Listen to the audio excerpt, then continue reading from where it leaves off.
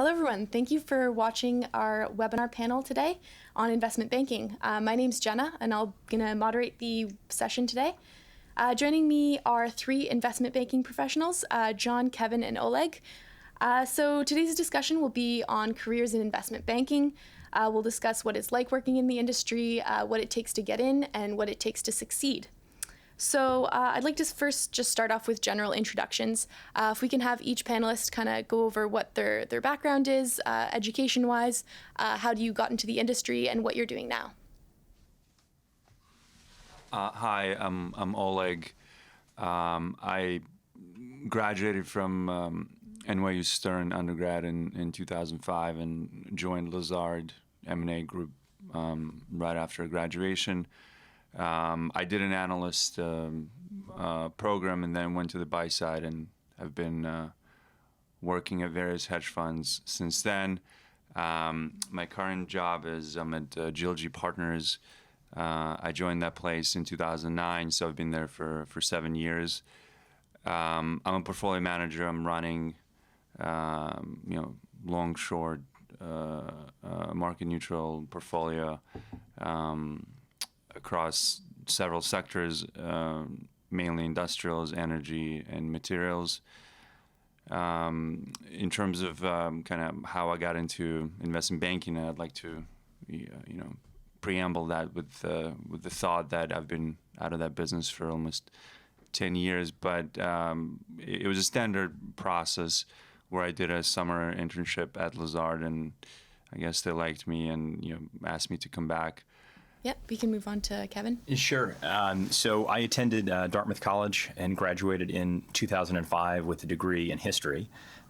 Was a financial services consultant for a few years, attended Harvard Business School, and was hired by Goldman Sachs into their technology, media, and telecommunications investment banking practice in 2010. I spent 2 years in San Francisco there, and then 2 years in equity capital markets with this focus on TMT back here in New York. And last year, I was actually asked to help run a private wealth team here in New York as well. Sorry, I'm John. I graduated from Duke in 2004. I actually spent my first job out of college was working in a Ford plant. So I was in the controller's office of an F-150 manufacturing facility outside of Detroit. Then moved to New York, spent a couple years doing consulting, and then went to business school as well. I spent my summer actually at Citigroup here in New York in their energy practice. Citigroup in 2009 was an interesting place. I ultimately decided it was not where I wanted to go back full time, and joined Evercore Partners in 2010. I've been working sort of across the firm ever since, and I'm a generalist. I've done a bunch of consumer stuff, and I'm also actually the staffer for the firm as well. Excellent. And now we'll kind of talk about what a typical day is like for an investment banker. And I know that's kind of the dreaded interview question, because I know it might be, different every day. But I know a lot of people probably like the idea of investment banking, but not necessarily, or they don't necessarily know what it takes to be in the industry or what it's like working. So what are some responsibilities you have? Are you talking to people a lot, or is it typically a lot of analytical work? And is it, really stressful, or what's it like? I guess I'll go ahead. I think I'm the last one still, actually, in the sort of M&A banking side. So I'm a VP now, and I've been a VP for 3 years now. So it's the job changes quite a bit over the course of time. I mean, when I first came in as an associate, the world was different. Evercore was different, and we at that time had very, very thin staffing. So I performed every single possible job under the sun that one could imagine. So every day was different. I was building models one day, another day spent all diligence calls, working on all kinds of presentations. So it is a job that gives you a diversity of experiences over time. There's no question that there are periods of time that end up being, you look back on them and you sort of forget they existed in your life because they were more or less months without seeing the sun, type of thing. And that's part of what you kind of have to experience to really learn and grow as a professional. So that's part of what it is, and it's stressful, but it's also it's also ultimately rewarding when that ends. For better or for worse, mostly for better. I no longer necessarily have to have that kind of commitment on a day-to-day basis. Obviously, still have to have commitment, but not that kind of, not those sort of hours. I now have teams that do a lot of that work for me, and fortunately, Evercore has decided to staff the firm appropriately, so now we have ample support as well. So. I think I could make two observations which may be relevant. One as to the nature of the associate job, which is where I joined, and the other as to the distinction between the M&A practice, which I did for a couple of years, and the capital markets practice. On the first topic, the associate job is an interesting one, I think, because you are responsible for a suite of analytics, either their production or their perfection. Sometimes their production, always their perfection. And you're learning how to do it for the first time, oftentimes, particularly if you're coming in out of business school. So it's in some ways being asked to, take a bike that you've never ridden before, having never learned, and ride it in a race. And I think that can be stressful, as it was the first time we all learned to ride a bike. And I think that degree, the number of hours and the degree of intensity required is pretty significant. But it's ultimately quite rewarding when years later you can consume analytics much more efficiently and use them and deploy them in the way that investment banks are intended to do. The second comment I would make is about that distinction between M&A and capital markets, at least as I experienced it. In M&A, you have fewer projects. They tend to be longer in duration. And they are considerably more immersive. It's not unusual to have one project take up 60 to 70 or more % of your day or your week. Capital markets, the projects themselves tend to be briefer, smaller. The area of expertise over which you have authority is more narrow, and therefore you're juggling a greater number of projects, if not necessarily a greater or lesser amount of work. In the capital market space also, from a day-to-day perspective, it influences the hours that you work. You need to be in the office earlier than the market is open, and oftentimes quite a bit earlier when SEC documents start hitting Edgar around 6:15, 6:30 in the morning. And I think that influences the pace of the day relative to, at least my experience in M&A, where you didn't have to really come into the office till 9 or 10 o'clock in the morning. Excellent. And I know, Oleg, you mentioned that your area of expertise in investment banking is, 10 years ago.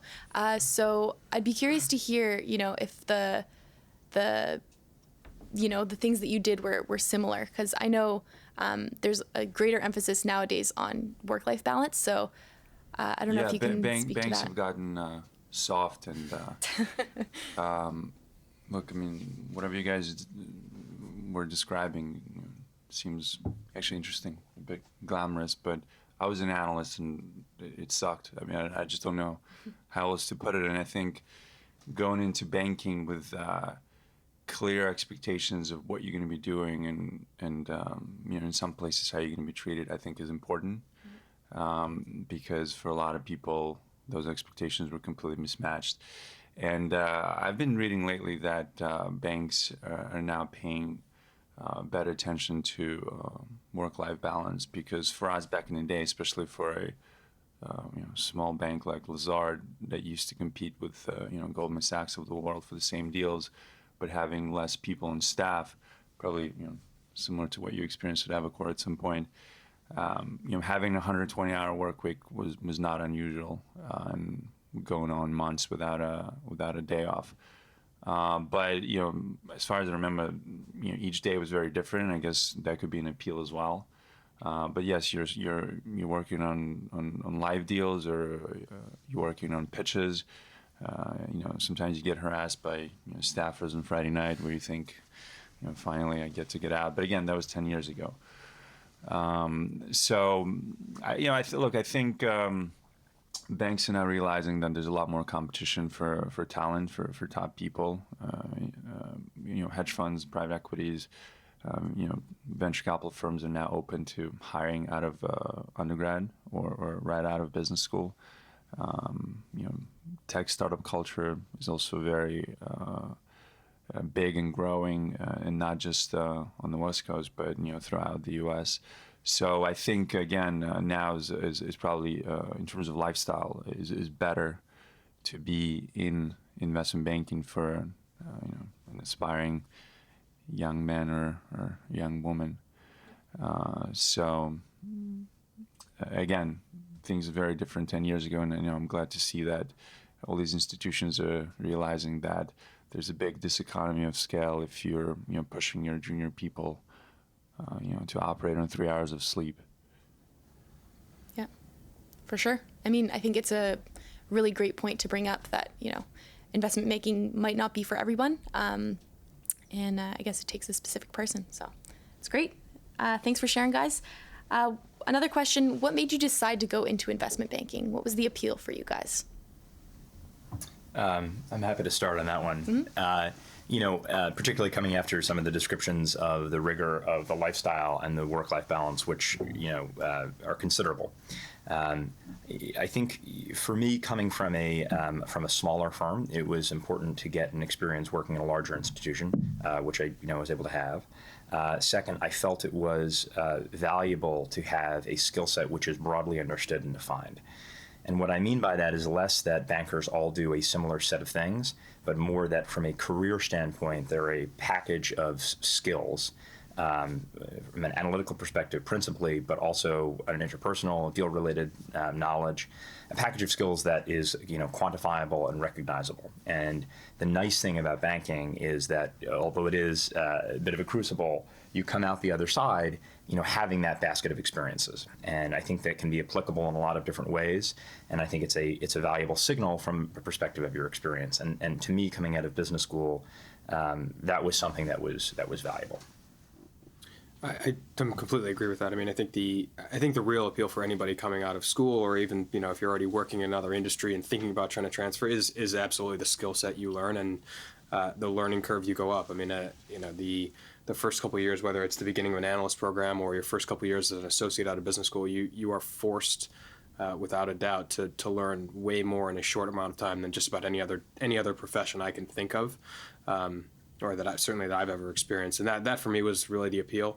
Part of it was when I was just working consulting here in New York. I lived with a couple guys who were bankers, and I got a flavor for what they did. Obviously, I wasn't with them in the office every day, but just the things they were talking about, the things that they were learning, and the type of people that they were interacting with on the opposite side of the table. So in other words, the level of their clients in an organization relative to my own was. I just thought it would be a much more appealing and engaging way to spend a couple years. I think most people will tell you, and I'll be honest, I didn't expect to be working at Evercore 6 years later when I joined. I think it's been a rewarding experience for me, and I think you have to go into it with just being honest with yourself. And if you don't, once you start, if you don't reassess where you are every 6 to 12 months and make sure you're in the right place, whether that institution or that industry, you're kidding yourself. You have to keep doing that, and that's just going in. You just have to know that you're going to take advantage of the skills and the learning that you get and the people that you meet, and go from there. And it's you can't make long-term plans around this or frankly any other job. Yeah, and I'd like to echo some of the comments. For sure, it's kind of like a boot camp, right? You package a lot of important things in a short period of time, and as a young professional, probably hard to find other jobs out of college. Again, I'm speaking as a former analyst, out of college, where you get so much exposure to different things. And I know, look, a lot of kids come out of college and they don't know how to write a proper email, right? So you kind of learn quickly what it means not to write a proper email. But Did they have email when you were doing this? Was it pigeon? We used to send the pigeon. Pigeons. Yeah, pigeons. Yeah. So, but yeah, look, jokes aside, I mean, you get to see and deal with a lot of senior people, at a corporate job. Right, if you're working for Ford, and by the way, amazing experience. It probably takes a while to get to the level where you can, walk into a, CEO's office or a senior person's office and deal with them and get directions from them.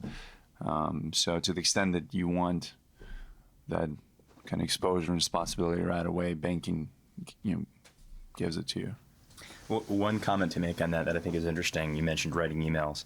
I think there's something that's often missed when anyone talks about a career or a job right after college, which is a part of it is just getting used to the professional world. Exactly, yes. And any job, there's just an element of, how to show up on time, how to, being late has real consequences, how to write a professional email, how to develop a friendly relationship with your peers without necessarily presuming that you're friends with your boss. And I think those are really challenging, and that adds to the challenge of any job you have. Yeah, and you learn politics quickly, I guess, and it's either you're good at it or you're not good at it.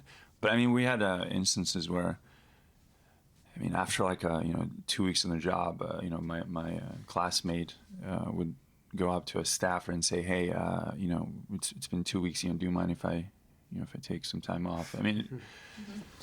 Trust me, I deal with this constantly, even still, despite always trying to set expectations. And people, there's a major adjustment to the working world, and it's, I think you've probably experienced it better than most of us as an analyst, joining as an analyst. Yeah. Like it's a serious shock to your system. Most people have internships to kind of help them get ready for it, but there's a big difference between 9-10 weeks and 3 months in realizing, oh wait, this is what I do. Yeah, and banks. There is no spring break. Banks are good at giving you that 6 to 8 week training program when you join. Unlike a hedge fund where they just drop you in the middle of the ocean, and if you can swim, great. If not, then you're done. So there's some cushion, there's some safety that they're gonna babysit you for a little bit. Mm-hmm. Very interesting. Very interesting. I'd love to hear about the culture of investment banking. Can you guys speak to that? I would say It's great. We go out for happy hour all the time. Yeah. I think You're interning at Game of Thrones, I think. I think it's very, very firm specific.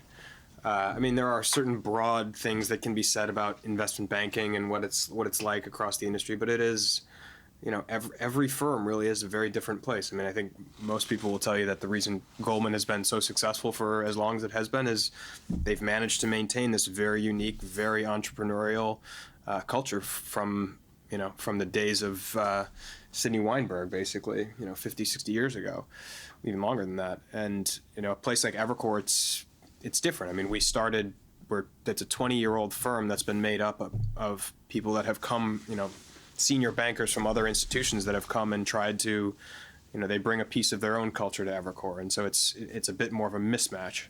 And you have to, it's hard, but you have to really consider that when you're interviewing, whether it's for an internship or, a full-time job, or just even when you're doing research. And it's a very amorphous thing. It's very difficult to understand what it means if you've never been in a professional environment, what culture is. But everyone is definitely different. Evercore, for example, tries to be a friendlier place to work than some of our peers. Sometimes we are, sometimes we're not. And even then, on a more micro level, XYZ group is very different than, ABC group. So it's a very important thing that can't be understated, and it's tough to assess, but you really need to think about it. And the people that you meet are ultimately what the culture is. So you need to take those interactions very seriously over the course of, developing not only, before you get in the door, but certainly once you're there and trying to find your way. Yeah, I think culture is an interesting question in the sense that it is very difficult to distinguish, I think, one firm from another from purely a series of interviews. And so much of what we are given in terms of evidence of culture is in the form of the individuals we happen to meet during the interview process. With that said, my experience was I worked in two separate groups in the investment bank, had very positive experiences in each in different ways, and I felt that was really a function of the folks for whom and with whom I worked. So while it's certainly true that there are firm-wide, I think, cultural touchstones, and I think you were kind to articulate some of the ones that Goldman has aspired to maintain. I think a lot of one's experience is going to be based on the group you're ultimately assigned to, and that's something over which you can't have a lot of control. I'll say that no matter what culture you go into, it will seem more positive for you if you work hard and have a fairly limited set of expectations within your first 6 to 12 months of how many vacations you'll get to take and the like? Yeah, I mean, each place is different, and I think that all banks have similarities in terms of kind of it's pretty intense. But I think a good litmus test is you look at the analyst class and how many people stay to become associate VP, etc. And whether or not you want to continue a career in banking, I think the best way to position yourself is to be at a place where you can actually see a trajectory for advancement, becoming a managing director or a partner or whatever that is. Some places look at analysts as, okay, you're here for 2 years and we know that, so we're gonna make the most out of it for us. And other people look at an analyst class and say, okay, we would like 5 or 10% of you, to be in senior positions in 10, 15, 20 years. Excellent. So I think, I mean, that the question I would ask if I can go back and say, okay, a class of, 50, 100 people, how many stay on? Especially now it's relevant because there's just so many opportunities after that 2-year program or after is there an associate program or you kind of like either you advance or not? So there's no set deadline. Right? There's no set deadline. I think analyst is like a good litmus test. How many stay to become part of the company long term? Excellent. And our next question is going to kind of be around preparing yourself. So for students or aspiring investment bankers who are just kind of starting to look at the industry, do you guys have any tips for breaking in? So whether that be attending certain networking events or specific skills or classes in school that you'd recommend they take? I'll reserve comment to add more things, but the one thing I would focus on that I didn't was the distinction between finance and accounting. And if I had to go back and reapportion the amount of time I spent trying to prepare, I would spend more time on accounting and less time on finance, in the sense that unlevering and relevering beta is relatively straightforward. You can kind of build a little Excel model to do it for you. And then you can look in the future to kind of reference it when need be. Accounting you will use every single day, multiple times a day, and you need to know it like the back of your hand. Not complex accounting, but sort of the traditional 3 statements.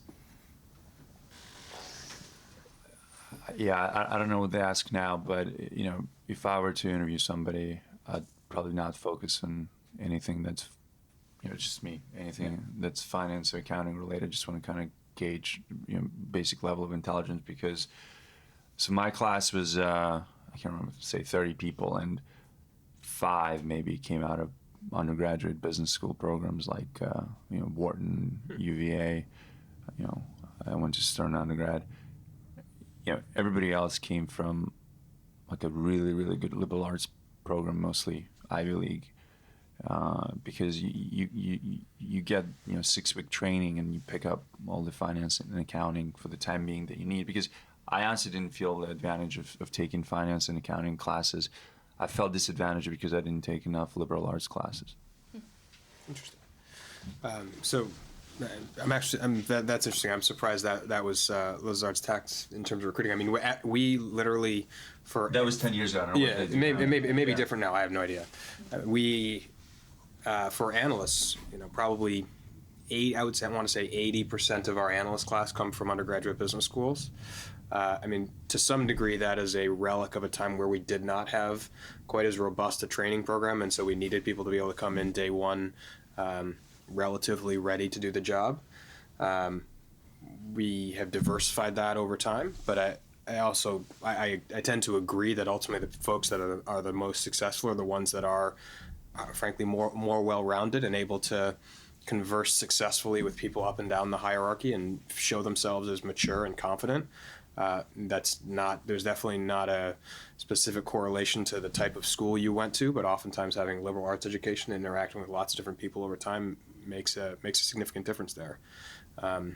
What sort of undergraduate degree did you have? You mentioned it. I did a double major in economics and sociology, so I had kind of both. Because I was a history major, so I definitely felt as though that was an area that I needed to bolster myself, and it's kind of like the more technical skills. But maybe that's just our experiences inform our views. You went into one of the best undergraduate colleges in the world, so I'm going to blush here. So, no, but I mean, it's true because look, the best analyst in my class, I still remember, was this guy. He had a philosophy degree from Yale, just brilliant. Right. So not only was he the best analyst, he also got a perfect score in LSAT while being a banking analyst at Lazard at the peak of the M&A cycle. I mean, like, just completely mind-boggling. So somebody like that I would take over 4.0 from finance program at pick a school. Totally agree with you. Those for better or for worse, those people are few and far between in the world.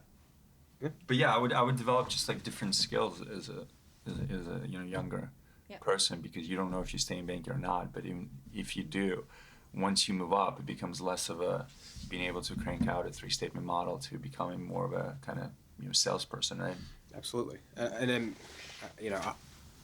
I would also say that if you're someone who is maybe out of undergrad already and doing something else, realize in those experiences what is kind of unique and different from people that came straight out of school and went into banking. I mean, as I mentioned before, I worked in an automotive manufacturing plant. I was probably the youngest person that worked in this. It was basically $1 billion business, and I had no idea what I was getting myself into whatsoever, and was way in over my head. But 10 years, 15 years later, whatever, I look back on it and I kick myself now for not taking better advantage of that time, and what a kind of an interesting, unique experience that was.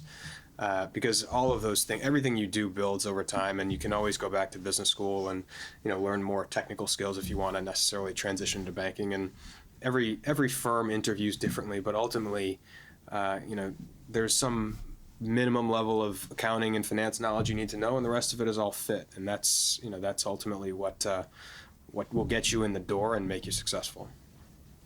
Very interesting. Completely was not expecting the whole liberal arts aspect, so very interesting. Kind of getting into more specifics, getting an interview and what to expect in an interview. Do you guys have any, tips for that? Is networking really important? What kind of, interview questions can we expect? That kind of thing. I mean, to some degree, it depends. If you're in school, it depends where you're going to school, frankly. And I hate to bring it down to that, but most institutions most investment banking institutions have a group of schools they go out to, and they're on campus, and they follow the structured process with some networking events, and then interviews, and then a super day, and then you get the job. If you're in one of those schools, it should be pretty clear to you. You join the investment banking club or the capital markets club or whatever it happens to be called, and you'll get on the schedule, and you kind of follow the process. I mean that was ultimately what I did when I was in school. If you're not in one of those places, or if you're in another career trying to transition, it's admittedly more difficult. I mean, and that's when it comes down to networking and finding people that you have common interests with, common background with, that can provide you, whether it be introduction to senior people, introduction to HR. Ultimately, the more people you talk to in a given institution, the better. It'll be better for you because you'll learn as much as you can about that place and about the job, and it'll also be better for them because they'll have a more fulsome perspective on who you are, and potentially a willingness to actually get you that in the door for that first interview. I agree with all that. And the one thing I guess I would add is that while not everyone will ask technical questions in interviews, there are some people who will. And there tends to be this corpus of interview questions, and they probably are the same ones today as they were 10 years ago. What happens if you move DNA up by 10? I was thinking of DNA. And I got three. Cash, expense, non-cash. We're going to test you after this, actually. I might fail, actually. Yeah. And those questions, they haven't changed very much. They exist out there, and asking those questions in an interview, in some ways, yes, like on one level, it's a question of, do you have some basic familiarity with what you're going to be doing? On another level, it's really just a question of, have you spent any time thinking about what we would ask you in an interview? I really think that's a big part of it, because a lot of any job is trying to prepare for what you think the expected questions might be. And I think that the banks have done a good job telegraphing what those are. So I would spend some time, learning them and figuring out the answers, and coming prepared to interviews that'll ask them. And I think expectations are different of people depending on which school to go to. If you're majoring in finance and accounting, my guess is the interview is going to be a lot more heavy, skewed towards that. Just wanted to say something about networking. Can't underestimate the importance of networking, especially if you're outside of those so-called target schools. And if you really want it, you just have to get after it. And now there's just so many resources. Go on LinkedIn, find alumni, and just contact them, and be relentless about it. A lot of young people don't appreciate kind of how easy it is for them to get in front of working professionals. To this date, whoever emails me, I respond, even if I can't help. I just respond because I appreciate the enthusiasm and appreciate the guts of a person that can pick up the phone at a young age and call somebody who's in the business. And you'd be surprised that actually most people think the way I do, maybe 7 out of 10, but it's a pretty high hit ratio, and just being able to do that, it kind of puts you ahead of the competition. I would agree with that, but I would also say, there are a material number of folks that get so incredibly overwhelmed by those emails at some point that they begin to ignore them. So pick and choose your spots wisely, and write a coherent email, and write something that is at least slightly individualized, because there are I can't tell you the number of times I get emails from people that have the wrong name addressed to me, and they'll get my email address right, but then they'll write Dear James, and that's a very quick way to get ignored. James is very offended when you call him. Yes. That goes without saying. Yeah. You got to get the name right. You got to personalize it a bit. But if you do it right, there's no reason why. And it's a numbers game, right? It's like anything. And if they don't respond, it's fine. Just move on. But get as many of those names as possible, and call. Like, calling is incredible, especially now. People don't call each other. They even personal relationships, they text, they WhatsApp, they whatever. But a simple phone call, it's kind of like a handwritten letter. It really stands out. On that note, don't text. Yes. Good, that's excellent. And we're going to change tracks a little bit here. I wanted to talk about diversity in investment banking. I'm going to point out the elephant in the room and say we have, 3 all-white male, an all-white male panel. And actually, a couple years ago, we had a panel on finance as well, and we had an all-male white panel. I kind of asked the panelists to speak to that, and one of the panelists said that the male-to-female ratio in finance was about 3-to-1. So just wondering if you guys, can speak to that, if, maybe it's gotten better in the past couple or few years. Can you...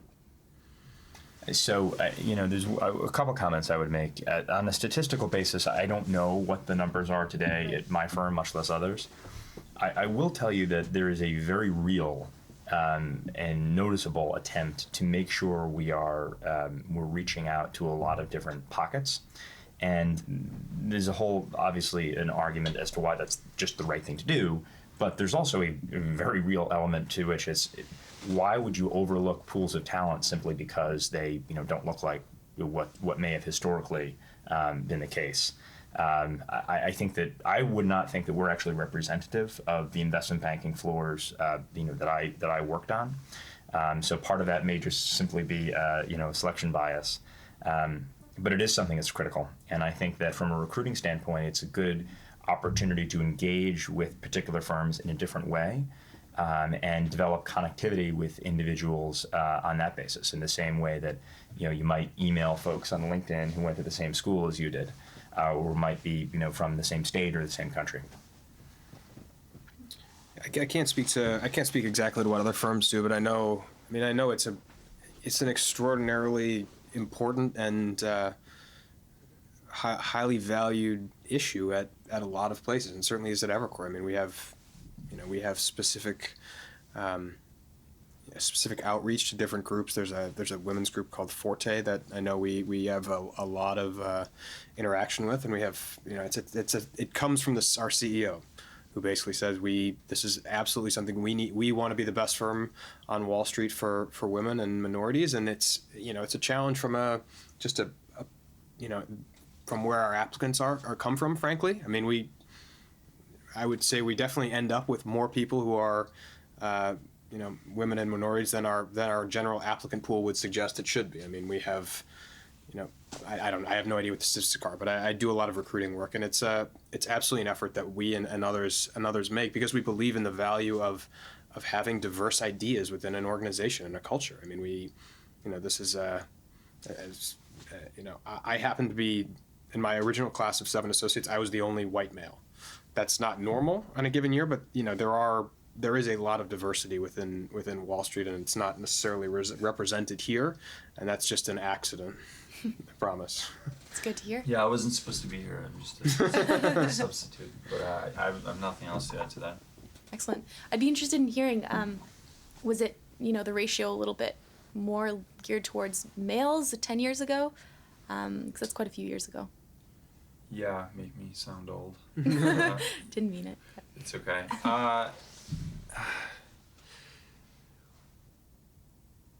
Yes, Yeah. for sure. But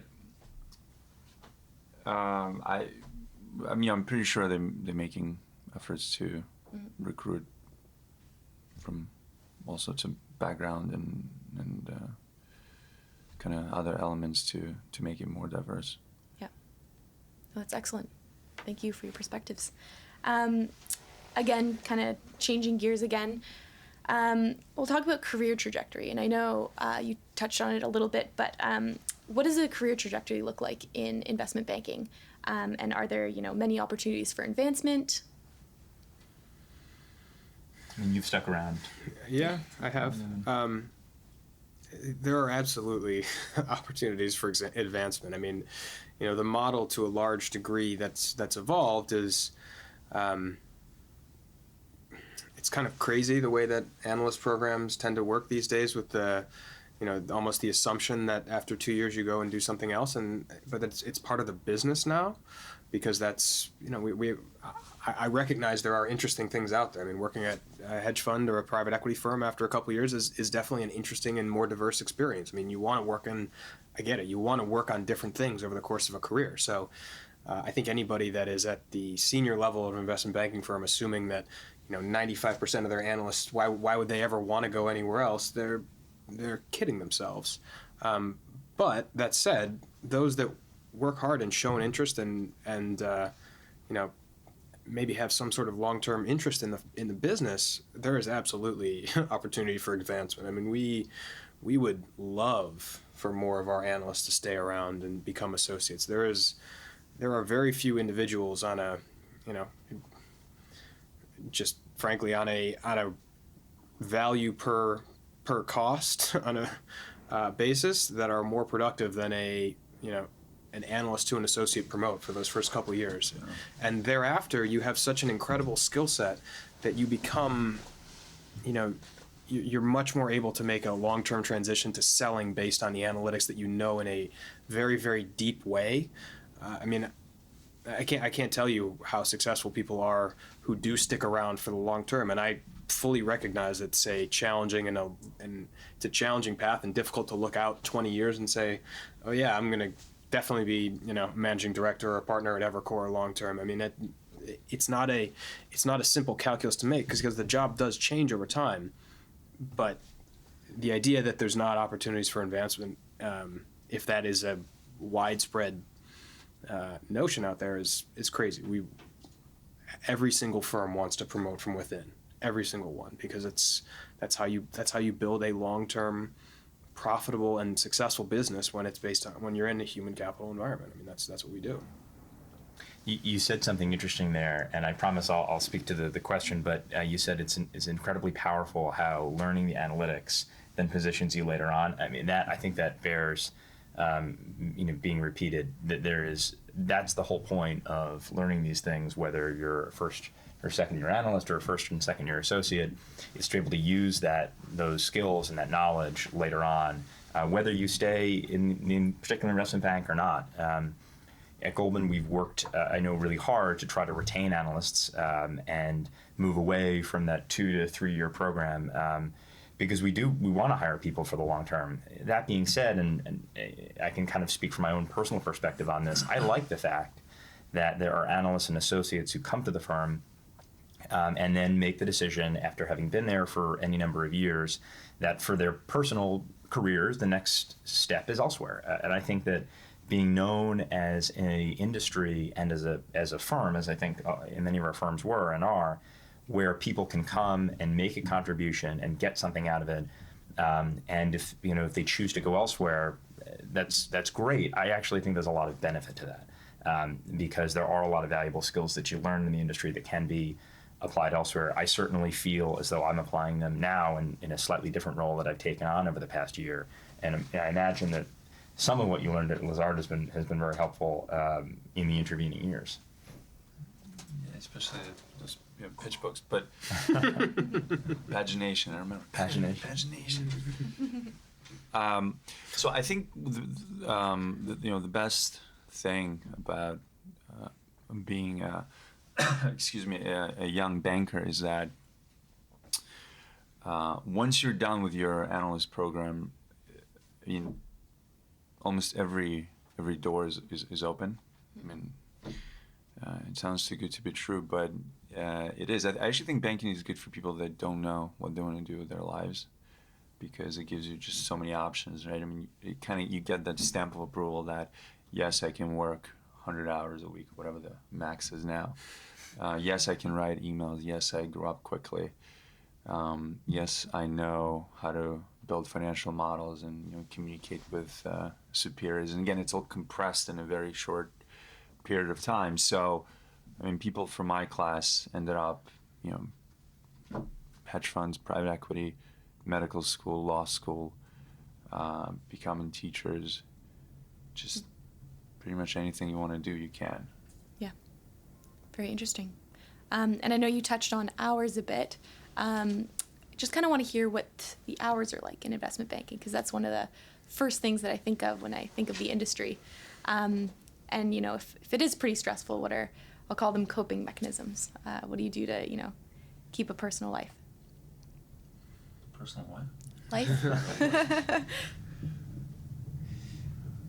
I mean, look, I think we've my firm's been in the news recently for trying to address some of the issues around maintaining a work-life balance and making sure that you're hiring employees who want to be associated with the firm. And I think that's a cultural shift that I've even noticed over the last couple of years in terms of the number of people in the building on the weekends. In terms of hours, I think that if you talk to an entrepreneur, if you talk to someone who is running a business, they'll tell you that there's really no time that the business isn't on their minds. And so in that sense, they're always working. That doesn't mean it's unpleasant, but it is always on their mind. And if you think of yourself as an entrepreneur and you're building a career in a chosen field, irrespective of whether it's finance or law or medicine, there's some sense in which you're always going to be on. And I think that coming from school, which is full of real but artificial academic deadlines, a summer you have off, and transitioning from that environment into a work environment where you may be asleep, but emails are coming in, and you need to read them when you wake up. I mean, that's a life shift, and so the hours are absolutely challenging. And anyone who says otherwise, I think maybe had a different experience. That being said, the hours are challenging going in. You're not you're being very well compensated and fairly compensated. You're learning a lot. And it bears mention that there is no question that as hard as investment banking analysts and associates are working, there are men and women, from this country and elsewhere who are doing much more difficult jobs under much more challenging circumstances. And if nothing else, keeping that in mind can help keep you sane. Yeah, I totally agree with just about everything you said. There are times where you work a lot. Like that's part of what you're signing up for. And if you don't understand what that means, you need to take a look in the mirror and say, and really ask yourself the question. I mean, are you willing to dedicate at times, periodically, enormous chunks of your life, your entire life to your work, whatever that job is? I mean, I think there's a reason that after 2 years, analysts are so highly valued and can go do anything. It's because they've passed a pretty incredible test in some cases. I mean, I think I'm quite certain that the job depends on the firm, but the job is not as intense as it was 10 years ago, or even 5 or 6 years ago. The people. It's disappointing.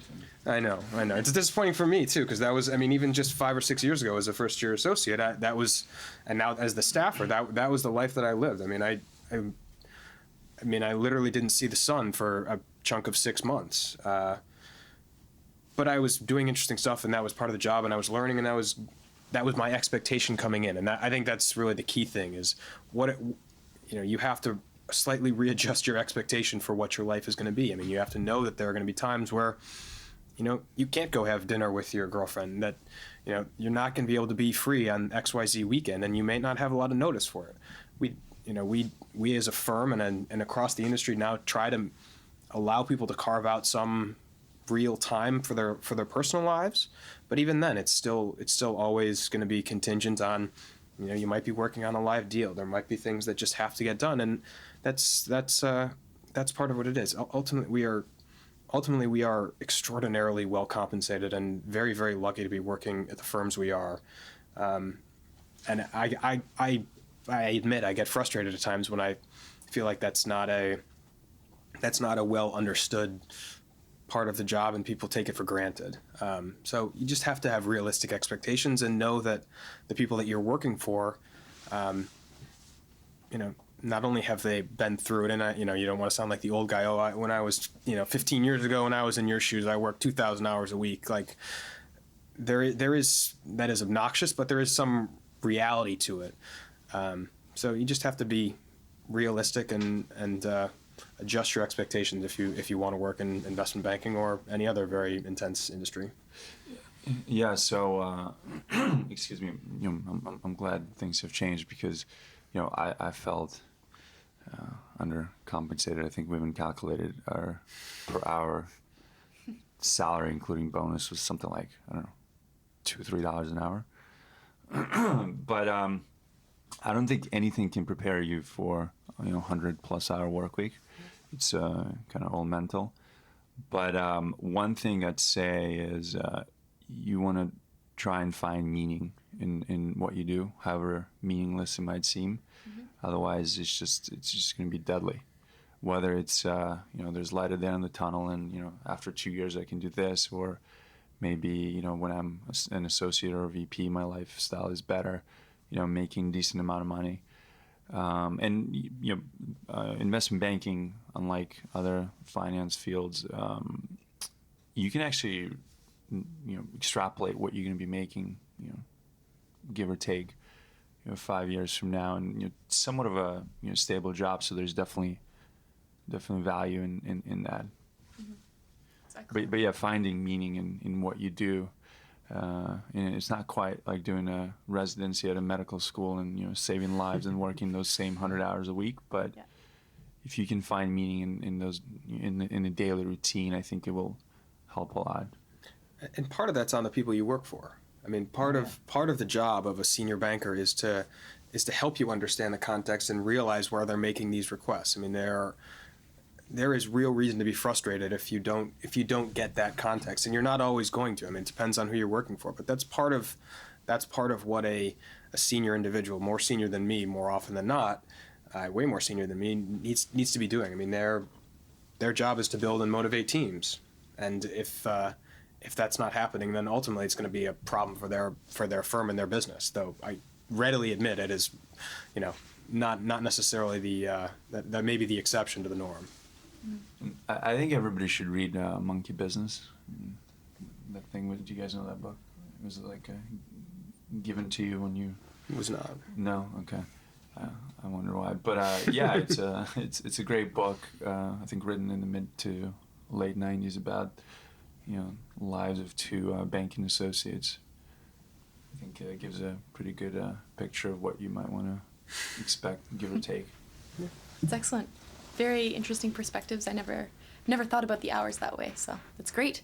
Kind of just to wrap up, if you guys have any, final words, I'd love to hear if you guys have, one shining piece of career advice for any aspiring investment bankers. All right, I'll go first. And this is not my advice. This is advice that actually Conan O'Brien gave people when he got kicked off The Tonight Show. And I remember it well. I was actually, I was going through, the finance work at the time and in the early stages of an investment banking career, and so it stuck with me. He said that no one in life gets exactly what you think you want, but if you work hard and are kind, amazing things will happen. Which sounds, very highfalutin, but in my experience, it's been more or less true for myself and others. You don't know exactly the path you're going to take. Working hard and treating people with respect are 100% table stakes. They don't entitle you to anything. No one gets to where they want to go purely by working hard. I think that hard work and respect for others and kindness are what allow you to be put in a position to make the right choices and benefit from good fortune to go where you want to go. I can't disagree with anything that Kevin just said. I would say the best piece of advice I would have is to be realistic with yourself about what whatever job you're getting into actually is and what that's going to be on a daily basis. And you'll only know so much, but be realistic and then be open to new and different ideas and opportunities, whether they are within the firm you're working for, within that job, within the industry, or even outside. I mean, there are, folks that are thinking about doing banking and finance generally have a certain level of intelligence and optionality in life that, don't give it up. Don't give up that optionality because it's extremely valuable and, it's 40, 50 years of a career is a long, long time. It's a long, long time. Yeah, I'd say be humble, hardworking, open-minded, kind of low expectations. Treat people with respect, whether it's your superior or the guy who opens your door. Because working a lot and kind of during times of adversity would really show who we are. So, excuse me, to the extent that you kind of can keep the same composure when you're happy, when you're sad, when you're sleep deprived, I think it's important. Make sure you don't lose yourself in kind of this high stakes world of finance. Call your parents, tell them you love them. Yeah. Be nice to people. Maintain that maybe tiny bit of spirituality, even though you might be working a lot, but kind of keep things in perspective. There is light at the end of the tunnel. That's excellent. Great advice. Well, thank you so much to all our panelists for giving us a great taste of what the investment banking world is like. We learned some great tips and insights. And thank you again so much all for participating, and thank you at home for watching.